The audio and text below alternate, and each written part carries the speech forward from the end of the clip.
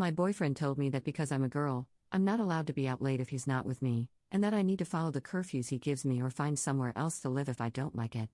Posted by you/Stomatella. My boyfriend, 25M, and I, 23F, have been together for over 5 years and have lived together for 1.5 years now. For context, I was getting ready to go to a Halloween potluck with some of my girlfriends and their respective boyfriends. While I was getting ready, my boyfriend began discussing the idea of a curfew with me, explaining that no woman should be out late because nothing good happens late into the night, and that I shouldn't be out until 3 a.m. I explained that I didn't want to be out that long, but the idea of him putting a curfew on me made me uncomfortable. He told me that unless he is physically there with me, I, a female, shouldn't be out of the house late and at a party. I told him there's no need for him to be this controlling with me and that I was confused, since he had never done anything like this before. I go to social events pretty regularly, but rarely go to parties like this, maybe once every 3 months. He was also invited twice to come to this party with me and declined. I asked my boyfriend why he was saying all this, and he said, "I have standards. These are my standards. If you don't like them, you don't have to live with me anymore. I'm not budging on this." He then explained, "Now I expect you home at 1 a.m. because you're pissing me off, but I should be saying 11 p.m. This freaked me out. I packed a bag, left for my parents' house, and haven't been back since. I don't know what to do from here. I want to emphasize he's never done anything like this before, which really threw me off and is why I'm asking for advice on an internet forum. I left the house crying and upset, and my boyfriend hasn't reached out in over 72 hours to check in or initiate a chat. Ideally, I would like the conversation to be started by him, but I'm convinced my boyfriend has no shame for his actions and believes I am the one in the wrong. Please let me know what you, an unbiased random internet stranger, think about this situation. I love the relationship my boyfriend and I have built together, but this seems like a huge red flag to me." Top/relevant comments. Commenter. It kind of sounds like he instigated this in order to cause a breakup. So after 5 years dating and 1.5 years living together, he announces a new standard to force you to move out of his place?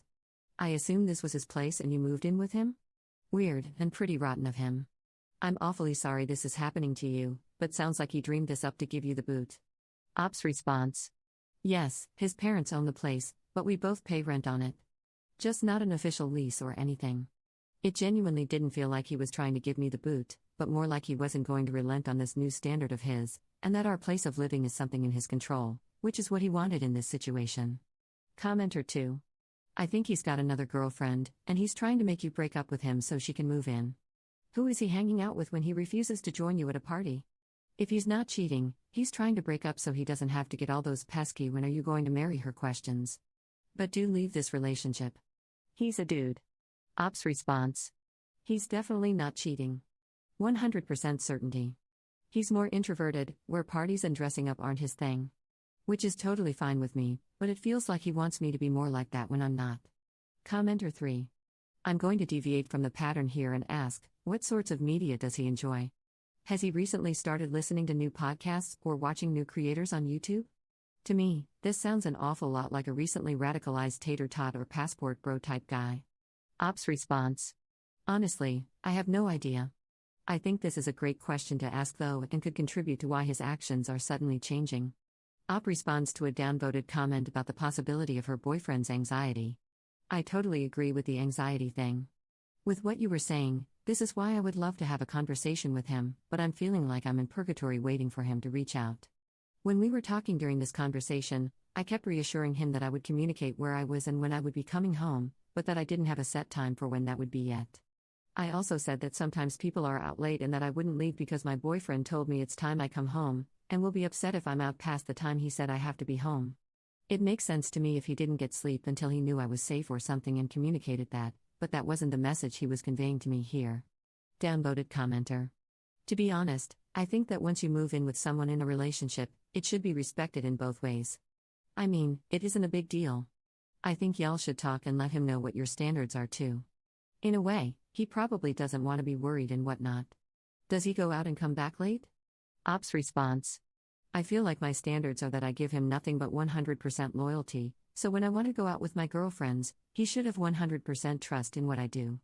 I'm also not gatekeeping any information about the outings from him, like, he knows who I'm with, where I'm going, and I tell him when I'm heading home if he wants this info. I mentioned this to him, and he just kept reiterating that my standards aren't that crazy. You shouldn't be out till, say, 3 a.m. We just kept going back and forth because I said from here, I don't want / plan to be out till 3 a.m., but the fact that you're telling me when I should be home, etc., is upsetting me because you should trust me. And then it just became a circular argument. As defensive as he was, I was too. So the convo wasn't really going anywhere. Update 8 months 1 week later. I never expected my original post would receive so much attention. All of the events listed below occurred 8 months ago, or on the time of the OG post. I condensed some of the details for the sake of brevity. This update is not easy for me to write, but I am moving out of state next week and want to put this out to finally lay this chapter of my life to rest. The argument from the post occurred on a Saturday late afternoon. I posted to Reddit a few days later after I hadn't heard from 25M. By Wednesday, I placed an order for a small U-Haul truck to move out the following Saturday, the soonest time my family could help, but I still hadn't heard from him. My family thought it best not to tell 25M that I was coming to pick up my belongings until the day of, because we were afraid he would destroy my things. 25M is an extreme minimalist, so all the furniture, decor, tools, etc., came 100% out of my pocket. At that point, I had thousands of dollars worth of belongings in there, and even more invaluable mementos. Anyway, Saturday comes around. Still hadn't heard anything on his end. I texted 25M that morning, telling him my parents were coming to remove my belongings and to please be out of the house while they did so. He texted me back, "No, stop telling me what to do." At this point, he knows they're coming and exactly when. For my safety, I stayed home. When my parents got there, my mother knocked on the door, no answer. Doorbell, no answer. I texted her to go into the garage and see if 25M's vehicle was there. The garage opened, and he had thrown my belongings into the garage. Things were scattered about the garage floor. Whatever. They noted that his vehicle was there, though, so he must be inside. My family started grabbing stuff from the floor and putting it into the truck. 25M came out. My mother said he looked psychotic, almost. He doesn't do drugs and wasn't drinking for health reasons. But he looked off. When he came out, he made it very clear to my mother that he was holding a gun in his sweatpants pocket. He told them to get off his property. My mother asked him if he was all right. Remember, 25M and I had been together for a long time at this point. My family knows him well. This was all such strange behavior from him, and my mother was genuinely concerned.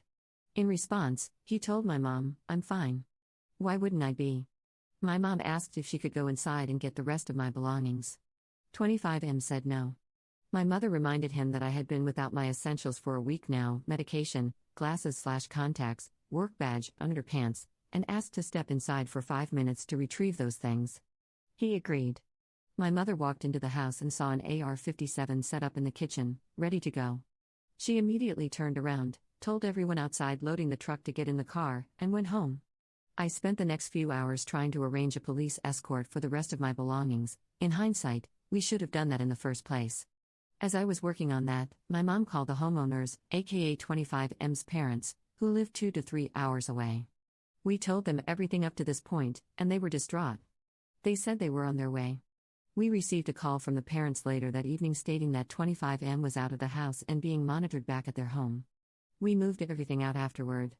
I got a text from 25M that Sunday, where he essentially said that he didn't know I was breaking up with him. That he was waiting for me to reach out to him while he was reflecting on everything that happened, etc. We went back and forth a bit, where I told him that he threatened my family and that I couldn't forgive him. He said he wanted to talk about everything, and I told him I wasn't ready for that. I followed it up with "You should work on yourself, and if I want to talk, I'll reach out" type of text. He responded with a bunch of okays and then, "Just don't F your ex. Hate that guy. Heard really bad things about him." He's referring to himself here, since he's the only boyfriend I've had. It was super strange and off-putting to receive a joking text like that when a few hours earlier he had threatened my family with guns. I ignored him. He also sent an interesting apology to my mother. To me, it seemed like a liability thing that his lawyer mother asked him to send. Highlights included, "I know you felt threatened by what you saw, and there is no excuse for having guns out while people are present at my house. Seeing a gun, concealed or otherwise, in that sort of situation is enough to shock someone, especially those unfamiliar with these weapons, and my parents agree and have asked me to give my guns up until I am more responsible and careful." He texted me again the next day, saying, "I know I've acted nonchalant about things, and it's not a good habit. I can't continue to live in limbo. I hope you will come over and talk to me in person. False hope is not doing me any good. I need to move on with my life. I responded, I do not want to give you false hope, but I'm not in a place of forgiveness. I think it's time that we continue to move on with our separate lives. That's when he responded, listen, come talk to me. I feel awful that I used your own love for me as a lever against you. I hate the person who did that to you, and every day I try to bury that part of me. Lots to digest there. We exchanged a few more texts, and I, naively, agreed to have a conversation in person. I would not have it at the house. It would be during the day. And it would be in public. I now understand that I should never have entertained this idea in the first place. I was emotional and confused at that time. I had been with 25M for years at this point and wanted clarity on what drove him to do this. I told him my availability to talk on a Thursday, and he said he wasn't sure if he was available but would let me know. I didn't hear back from him until Thursday at 8:15 p.m., when he asked, you still coming or no? A location hadn't been discussed. It was dark out. I suggested we meet the following morning. That's when he sent, 8:30 is late for you now? Followed by, I said your curfew was 1 a.m., so you're good, and, just get your ass over here and talk, I am not doing this 9 a.m. BS. Or I will put a scorpion in your bed. I responded, and he texted back, I'm on my way. I'm sorry, you're what? At this point, I was in a new safe place in location A. My mother was in location B, and my father was in location C. I had to call everyone and let them know 25M was going to show up at one of their locations, since he knew where they both lived. He showed up at location C, where my father was. My father told me that he was scared for his safety and home. Luckily, nothing happened. 25M waited outside for a bit after texting me, here, and then left. This whole night rattled me. I stayed up all night, scared he was going to show up at my mom's place next, or mine. I ignored his texts. He started a call. He left an eerily calm, cool, and collected voicemail wondering when we were going to chat, saying that if I wanted to have that conversation, am welcome to the house whenever. I texted him back, threatening a restraining order if he made contact again. A month later, he texted, hey, obviously what happened. I'm sorry I made you feel unsafe. That's not who I am as a person or who I would want to be. I wish you the best in whatever you do. And that is the last I've heard from him. All of this could have played out way worse. I'm relieved for the safety of my family and my own. I'm fortunate enough to have gotten out when I did. And yes, I understand things could have been done differently on my end. I learned a lot about myself through this experience. I chose to text 25M in the non-confrontational way I did for my safety. We live in a small community. I genuinely believe this man is dangerous and could harm my family, my dog, my friends, etc., if I angered him. We're all within a mile or two of each other, and he knows where to find all of them, and me, if he wanted to. /relevant comments. Commenter. 100% confident that if she had gone to his home by herself, she would be dead. Commenter 2. Interesting fact, people with schizophrenia tend to start showing signs of it right around age 25. The sudden 180-degree personality change, one that startled his parents enough to jump into action, is a pretty wild indicator. Unfortunately, we will, hopefully, never know if this was the case for him, or if he had a mental break, or if he swallowed the Tate pill. His last text he sent her sounds like a man who got treatment. But I'm not holding my breath,